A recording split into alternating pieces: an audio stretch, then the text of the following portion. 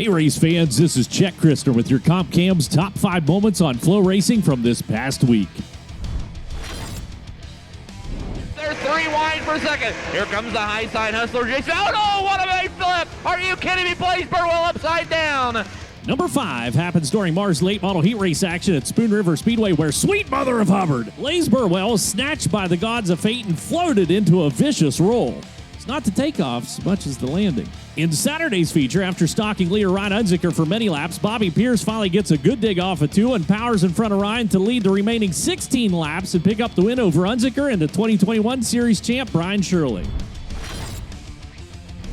Idaho's Meridian Speedway is the home of our number 4, where Brian Wharf is making a run for a redraw spot in segment 1 of the Pink Lady Classic. Final lap of the segment, Wharf mounts a charge to the outside. Checkers are in the air when disaster strikes. The field suddenly checks up as leader Colton Nelson makes contact with the lap car, and that little touch of the tires for Wharf is all she wrote. Nelson in the 28 was treated to a shower. Hard charger Wharf, who had started 13th, was out, and the wheel came home to roost. Florida's Troy DeCare would take segment 2, but in the final segment, it was local runner Colton Nelson once again grabbing the lead, this time taking it from Pink Lady rookie Brian Gossel and then charging away from the field to a $20,000 payday. Buffalino leads him down the back chute. Yankowski, oh, here comes Billy Jr. going 2 for 1, not going to work out. Buffalino go down and Jr. top 3.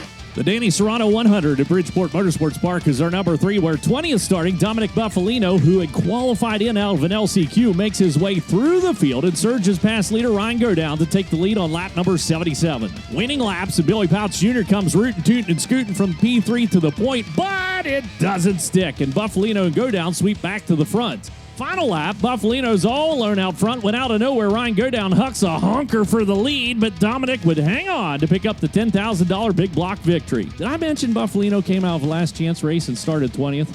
Holy crap. Number 2 is Saturday's Four Crown Nationals at Eldora Speedway. It's the USAC NOS Energy Drink National Midget feature, where the green flag drops and Chris Windham starts low and shoots the gap to gain altitude, catching a glimpse of Baston's speed out of turn number 2. Baston hangs tight with Windham, ripping the rim around to Big E until he clips the wall, and that allows Logan Seavey to slip to second with a slinging Kofoid in tow. Windham was just too quick, however, and would seize the midget win. In the USAC AMSOIL National Sprint Car feature, Logan Seavey is leading the field when Tyler Courtney comes turning and churning around the outside and into that number 1 spot. At that point, the writing was on the wall, much like sunshine, and Courtney would claim another Eldora victory. We move on to the All-Star feature, and on a lap 25 restart, Parker Price Miller throws it into beast mode and drives around the outside of Justin Peck and Ayrton Jeniton, putting himself in a runner-up spot in hot pursuit of race leader Rico Abreu. Rico, who was cruising a cushion, caught a couple of glimpses of Parker down low, which led to him adjusting his trajectory in 3 and 4, and then picking up speed and gap in the field to pick up his 10th win with the All-Stars in his 100th series start. USAC Silver Crown action, and Champ Car rookie Logan Seavey is up front, which honestly at this point isn't a big surprise since he was on screen pretty much all day. Seavey finished second in USAC Midget and Sprint features, but Silver Crown he would not be denied, holding off a hard-charging Matt Westfall to pick up the win. Down the front straightaway in the one, that Capital chassis built by Marshall Green is coming alive. Oh boy! And a little bit of right side romance, a little bit of a right rear, as my boy Jerry Van Sickle would say.